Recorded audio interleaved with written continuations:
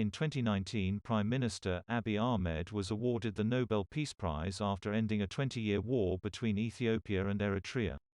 In 2020, no less than a year after being honored as a harbinger of peace, Abiy launched a brutal military attack on Tigray, a regional state within his own country. Abiy promised to bring peace to Ethiopia. Now he's presiding over a war that is quickly turning into ethnic cleansing and genocide. Thousands have died and many more have been injured and displaced. Credible reports of war crimes and crimes against humanity have emerged, including evidence of ethnic cleansing against Tigrayans.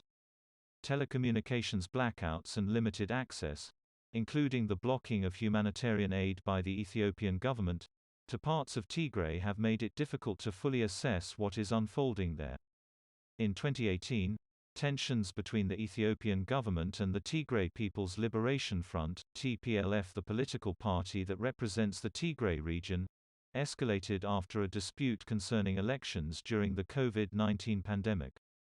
Prime Minister Abiy Ahmed rode a popular wave of anti-TPLF sentiments and grievances to try to consolidate his power, especially after failing to deliver on political promises he'd made. To deflect increasing criticism of him, he began to act Trump-like, increasingly antagonizing Tigrayans and blaming them for all the country's ills and his own failures. According to experts, Prime Minister Abiy Ahmed portrayed Tigrayans as the Ethiopian equivalent of the deep state.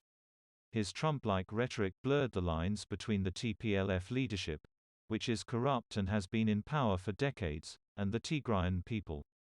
Tensions spiraled out of control in 2020 after the election was postponed by Abiy, with the approval of parliament, due to COVID-19 concern.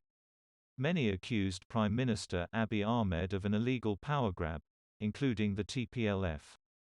The Tigray region decided to hold elections in September in an act of defiance. Abiy's government declared those elections illegal.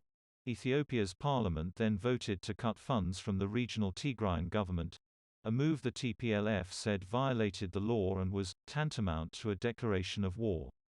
In late October, the TPLF blocked an Ethiopian general from taking up a post in Tigray, and a few days later, the TPLF attacked a federal military facility in Tigray in what it claimed was so-called preemptive self-defense.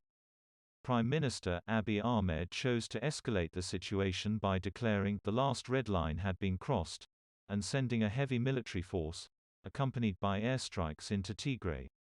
The Ethiopian government launched what it called a law enforcement operation in response, a justification for a full-scale military invasion.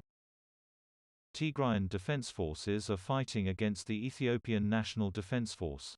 The ENDF is allied to its longtime enemy Eritrea and other militias within Ethiopia, specifically Amhara forces. The situation has since turned into a protracted conflict over power and political influence with horrifying humanitarian implications, especially to women and children. An internal United States government report assessed that the Ethiopian military and their allies were deliberately and efficiently rendering Western Tigray ethnically homogeneous through the organized use of force and intimidation. Eritrean forces have been accused of mass looting, pillaging, and wanton destruction of everything from banks to crops to hospitals.